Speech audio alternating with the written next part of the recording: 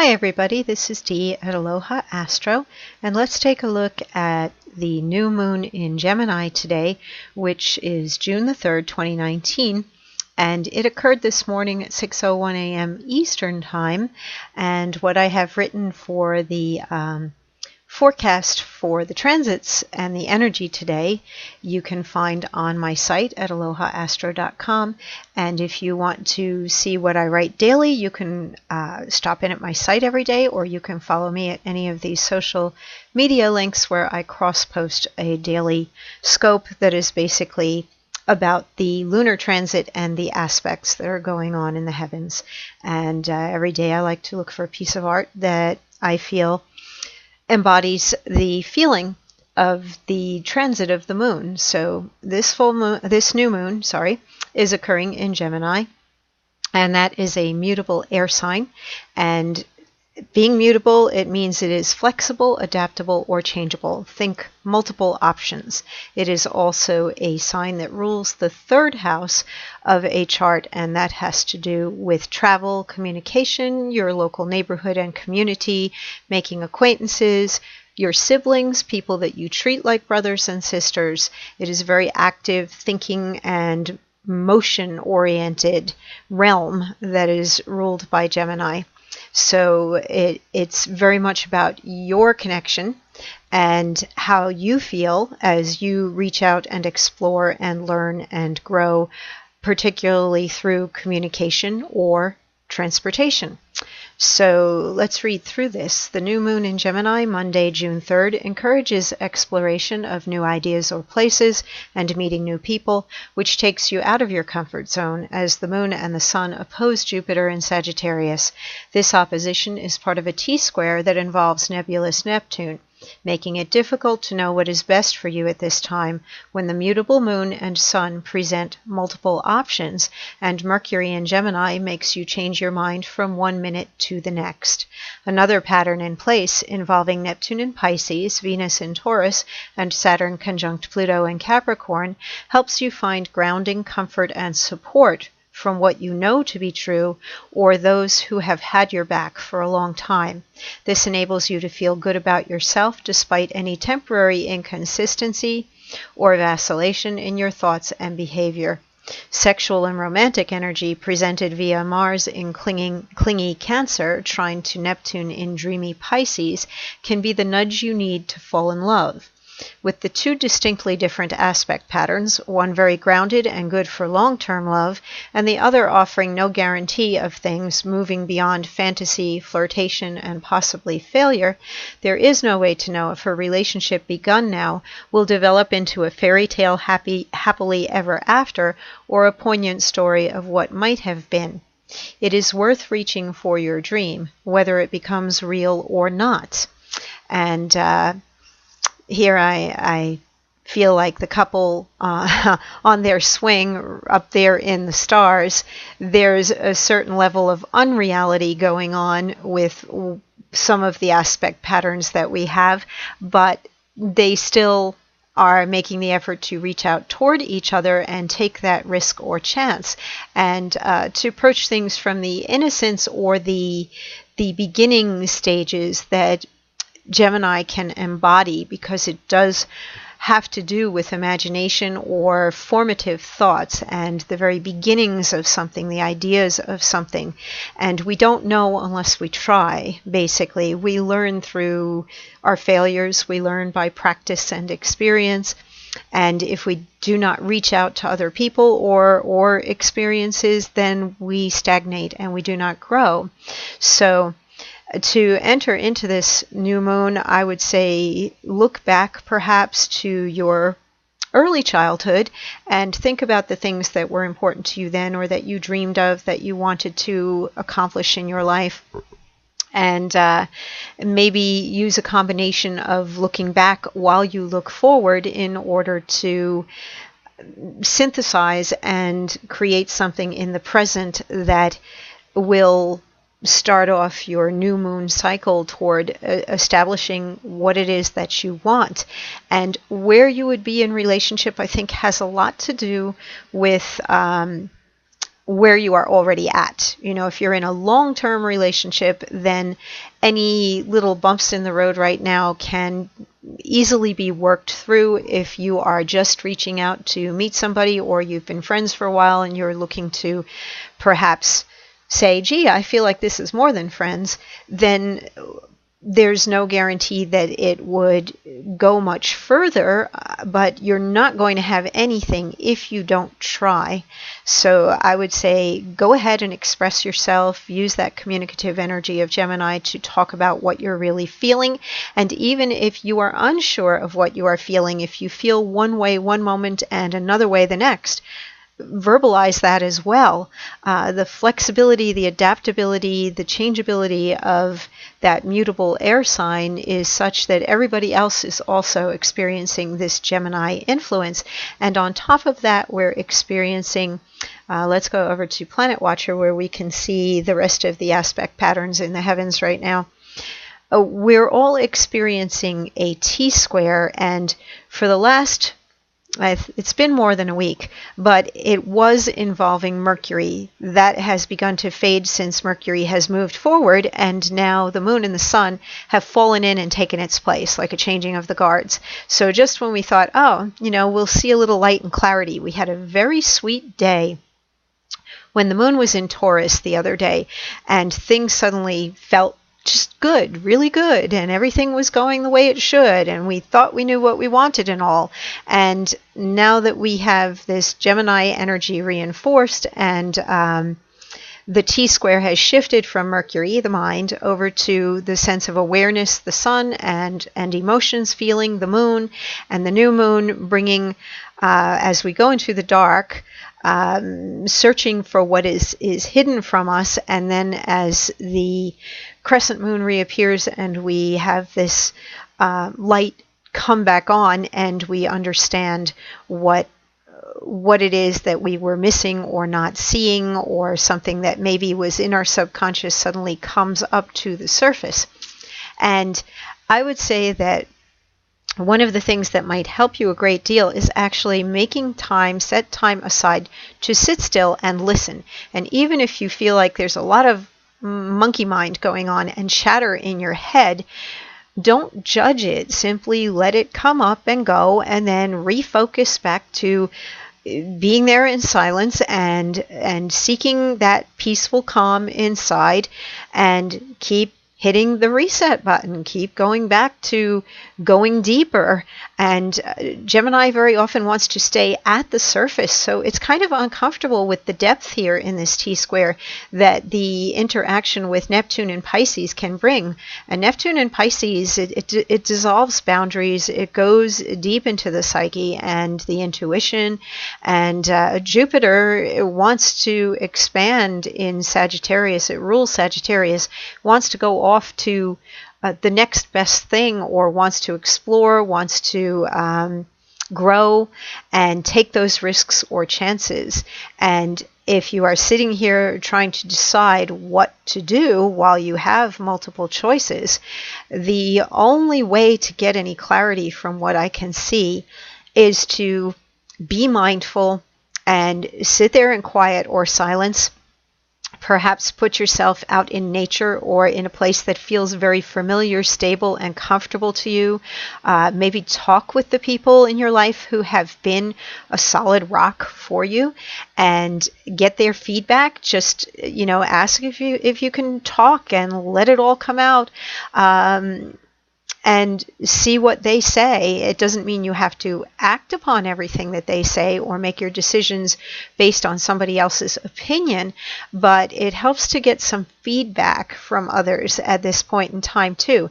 But I would be discerning in terms of who you turn to for that feedback. Don't go running off to the people who are going to listen to your problems and, oh yeah, I've got the same problems, and then do a lot of negative talk or gossiping or nothing productive. Go to the people that you look up to in life, who you respect, who seem to have things going well for them, and talk to those people who would ultimately have your best interests at heart and don't have an agenda or a need to basically just be sitting there gossiping or continuing a negative conversation loop that goes on and on, back and forth.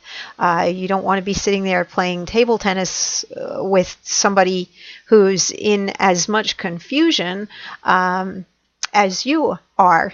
So choose your help carefully, and you should be able to get some good advice or information that you can sit with over the next couple of days. And I think when we get to Wednesday the 5th, we're going to see a lot more clarity and decisiveness, because we're going to have the moon in Cancer by then. Out of all that mutable Gemini energy, the sun is no longer, being influenced by the moon. And we also have Mercury beginning to do its walk through Cancer. It is now out of Gemini on Wednesday the 5th and into Cancer. It is a day where we have a conjunction of the moon and Mars, which can be very active, like following through on your feelings and actually doing something. And Cancer is a cardinal sign, which means boss-like or ordinal, cardinal. It makes up decisions and gives orders, or knows what the right thing is, basically, and you would know that for yourself. And we do have good support to Neptune. We will have an opposition at that time to Saturn and Pluto, so maybe some of what you need to do for your own emotional health and the actions that you take may require some letting go or some sort of a sacrifice, and that it might not necessarily be easy. Knowing what to do doesn't mean that something's going to be easy. And here we have the work involved with the opposition of the Moon and Mars to Saturn and Pluto. Somebody will be upset, or some foundations have to get, some structures get knocked down and a new foundation put in, basically, in order for there to be growth that is beneficial for everybody concerned. So I would say that a lot of clearing up of a construction site basically goes on, knowing what comes next, and the deconstruction of that which is not nurturing, helpful, or supportive, in order to clear the way for the growth that your new plans or new relationship or whatever it might be requires. So we will also have some support going on to Uranus, the planet of change. It's just a sextile, but it will still usher in change for the better. So that's how things are looking. And let's take a look at the Sabian symbol for this particular degree of the moon. It's at 12 degrees 34 minutes, so we round up to 13 degrees of Gemini. A famous pianist giving a concert performance. Keynote: individual fulfillment in the performing of a social function to which some prestige is attached. Having entered upon the path of individualized experience that brings him in touch with broader or higher realms of superpersonal inspiration, the individual person is able to become himself a source of inspiration, an agent for man and the formative powers guiding human evolution. His role is to mobilize emotions, to present to others an image of what for most people is beyond their mediocre and lukewarm responses to the challenge of becoming more than man, to experience more intensely and to see farther.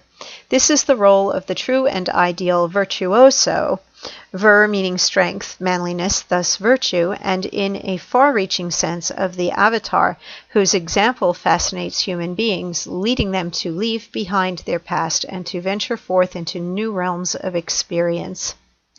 At this third stage, we see the meanings of the two preceding symbols synthesized. One moves into new realms and successfully challenges the fears, the insecurity, the lack of self-confidence of the past in oneself, all negative attitudes which, while conditioned by the social environment, have become engraved upon the unconscious. Having achieved this liberation, one can bring to the environment the power generated by self-discipline, skill, and self-confidence. Sorry about the pop-up. One has become an at least potential source of inspiration. And I did not read this Sabian symbol actually before I wrote my forecast here, but I find that it echoes in terms of the exploration of new ideas, places, people, to basically explore and to grow. It's interesting to me that I did not bring in this aspect pattern in my forecast by specifically citing it. However, I looked upon it while I was visually examining the chart and realized that the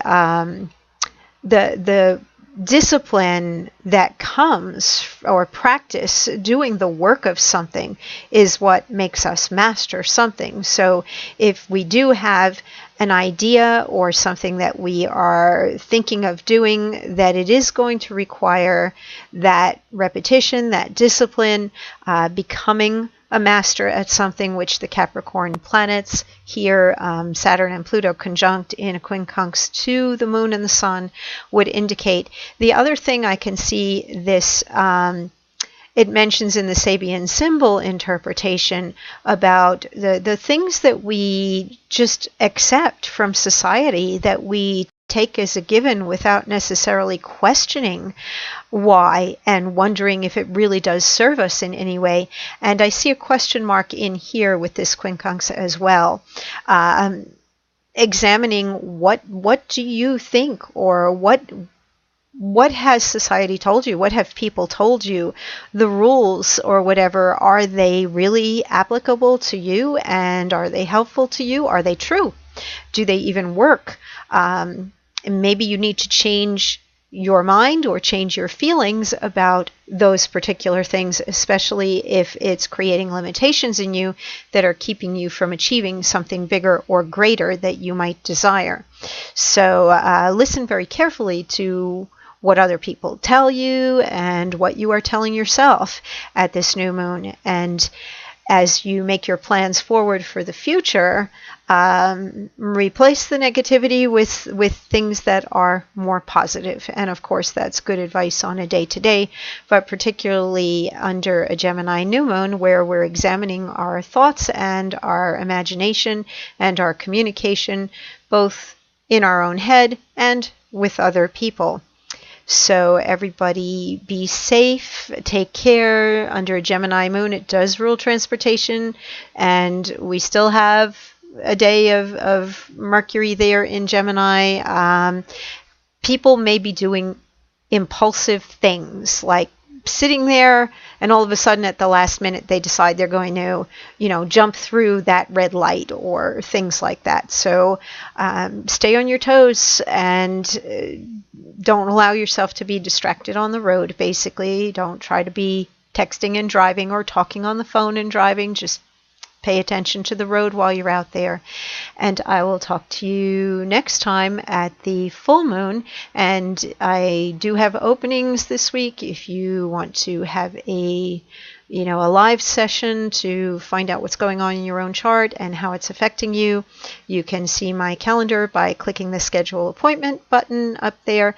And also, I've been doing a few more of these lately, and if you simply don't have the time in your very busy life right now, and that multitasking Gemini moon may be affecting you that way, if you click on astrology here and scroll on down and take a look at, why did it jump? Let's see. Okay. Scroll on down and you can have a transit to your natal chart quickie recording. I do this like I'm doing it right now with a screen capture and voice, and then it is shared on Dropbox for you, and you can download it to your own computer from there, and you can basically look and listen and find out what's going on in your own chart. So if you just don't have the time to talk to me, this is a great option, and then you can listen and watch and get an idea of what's happening in your own natal chart. Anyway, I'm glad to be here to be able to help you out, and I look forward to meeting you if I haven't met you before, and reconnecting if it's been a while since we last spoke. And little heads up, I am hoping or intending, I'm not going to use the word hope because it puts things in a kind of unformed state, and I intend that I am able to do a little vacation in August, so it would be nice to connect with people before I go and be able to have a little free time in the month of August. So everybody be safe, take care, and I will talk with you soon.